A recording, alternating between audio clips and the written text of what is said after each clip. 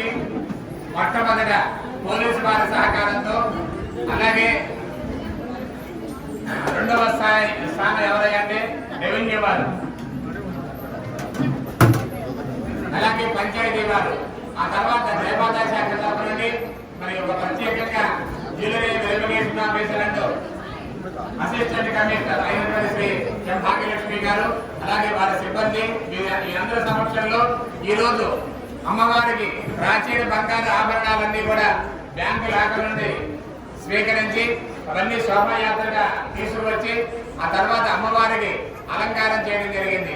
ఇంతవరకు కూడా ఆఖరి భక్తులలో పూర్తయ్యేంత వరకు కూడా అమ్మవారి దర్శన సౌకర్యాన్ని ఏర్పాటు చేసి ఆ దర్శనం పూర్తయిన తర్వాత తిరిగి ఆ వస్తువులన్నీ కూడా ఒకసారి మళ్ళీ లెక్క చూసుకొని తిరిగి లాకర్లో పెట్టి సీల్ చేయడం జరుగుతుంది. ఆ సీల్ లో మొట్టమొదట జేవీఓ జ్యువెలరీ వెరిఫికేషన్ ఆఫీసర్ వారి సీల్ కంపల్సరీగా ఉంటుంది. తర్వాత దేవస్థానం తరఫున ఉంటుంది. దానికి సంబంధించిన 5 అధికారులు ఉంటారు. దానికి సంబంధించి ఒక 5 సాక్షిదారులు ఉంటారు. ఈ 11 మంది సంతకాలతో ఈ బాక్స్ తిరిగి బ్యాంకు వారికి స్వాధీనం చేయబడుతుంది. ఈ కార్యక్రమంలో పాల్గొన్నటువంటి సమస్త భక్త కోటి దగ్గర నుంచి అధికారులు కానీ, అనధికారులు కానీ, పోలీసు వారు కానీ, రెవెన్యూ వారు కానీ, పంచాయతీ వారు కానీ అందరికీ కూడా మనస్ఫూర్తిగా ధన్యవాదాలు తెలియపరుస్తున్నామండి. ఇంతమంది సహకారం ఉంటేనే ఆ భక్తులందరికీ కూడా మనం ఇచ్చేటువంటి సేవా సౌకర్యాలు అందలేదు.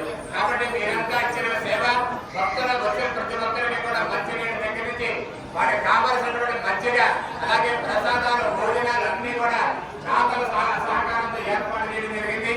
వారందరి దాతల దగ్గర నుంచి, భక్తుల దగ్గర నుంచి అందరికీ కూడా పేరు పేరున మరొకమారు అందరికీ కూడా కృతజ్ఞతాపూర్వక ధన్యవాదాలు తెలియపరుస్తున్నామండి.